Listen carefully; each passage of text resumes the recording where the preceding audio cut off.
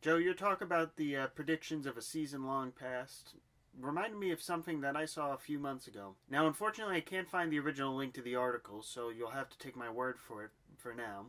If I find it in the future, I'll come back and put the link in the description. But what this article talked about was a simulation of Alex Rodriguez if he played his entire career for the Colorado Rockies. Now, as you'd expect for someone who is a home run hitter, hitting in one of the best hitting parks in all of baseball, he hit 50, 60, 70 home runs. He became the home run king.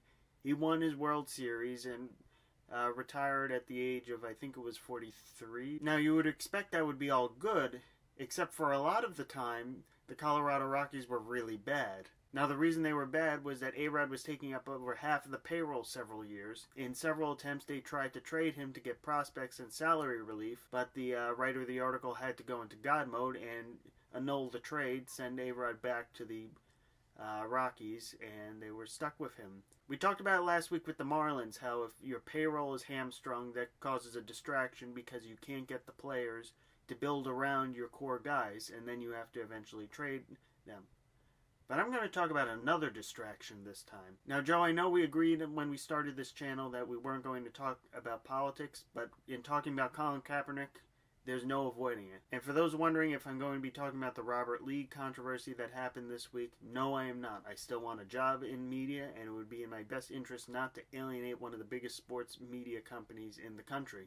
Now, for those who have had their head in the sand, Colin Kaepernick was the quarterback of the San Francisco 49ers. He also gained notoriety for sitting or kneeling during the national anthem last year. Now, Colin Kaepernick is a free agent this year, is still a free agent 2 weeks before week one of football. Now, some people are arguing that Colin Kaepernick is being whiteballed by the NFL, that they don't want someone talking about racial injustices on their team. But I'm going to go about this through a different way. I'm going to go about this through stats. That being said, I'm not going to go into all stats, but here are a few important ones. Last year, Colin Kaepernick was 29th in both passing yards and passing attempts. He was 26th in completion percentages. In the last 2 seasons, he's had a 3-16 record, which is one of the worst for a quarterback in the last few years. And even the sports rankings, USA Today and Fox Sports, have him in the bottom 10 or even the bottom 5 of preseason rankings going into the last season.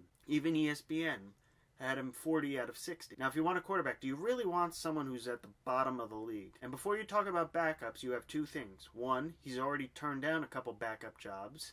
And 2, there are some things that even the stats can't comprehend. Yes, I said I would talk about the stats, but there are some things that the stats can't cover. And yes, Colin Kaepernick is still better than some of the remaining backups that can be traded for or signed by other teams. But you also have to think about team chemistry.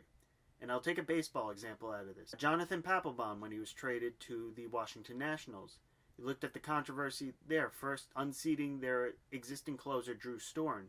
And then 2016, in the midst of a bad season, going and choking out Bryce Harper. Now, you can't tell me when other teams were looking at Papelbon as a free agent last offseason that, say, the San Francisco Giants didn't see Buster Posey instead of Bryce Harper, or the Chicago Cubs saw Chris Bryant. They saw Papelbon as an ugly distraction, one the team would be far better without. And the same thing is happening to Colin Kaepernick. His stats may be good enough to be a backup, but his intangibles leave a lot to be desired. Joe, what do you think about this? Do you agree with me? Do you disagree with me? Do you think Kaepernick is too big for his britches? I'll look forward to hearing you next week.